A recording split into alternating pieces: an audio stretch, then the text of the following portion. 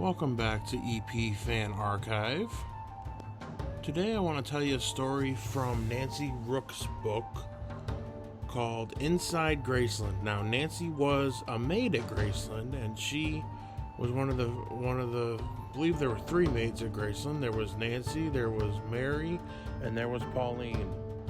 So she was one of the three. She cooked for Elvis, cleaned Graceland. There's a lot of fascinating stories in this book, and this is one that I'm sure you've heard before, but it's still funny and something that you can still see at Graceland today when you walk through the house. So, further ado, what did Elvis shoot? Let's read.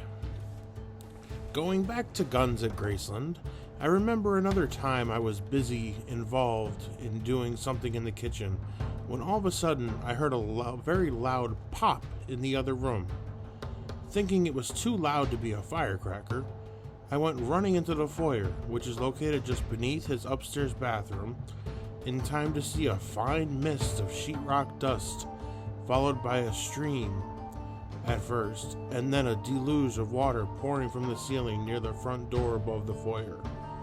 I ran down the hallway to a small closet where we kept table linens and such, and grabbed an armful of whatever was there and went back and threw them on the floor to try and help absorb the water. I then ran upstairs, yelling, "Mr. Elvis, are you okay?" After hurriedly knocking on two doors, I ended up in his bathroom, standing side by side with Elvis, still dressed in his pajamas with a smoking gun in his hand and a sheepish grin on his face. With my heart pounding, I tried as politely as I could to ask him what had happened. Of course, all I would have had to have done is look at the shattered toilet in a million pieces to realize that he had shot the commode. He grinned, muttered something about how he had never liked that toilet anyway, and walked calmly back into his bedroom where he sprawled out on his bed and began watching TV. I never found out what made him mad enough to blow the commode to pieces, and of course, I never asked him again. Aunt Delta ended up getting Mike McGregor and Earl Pritchett to run to the local plumbing supply store, buy a new black commode, and install it as nothing unusual had ever happened.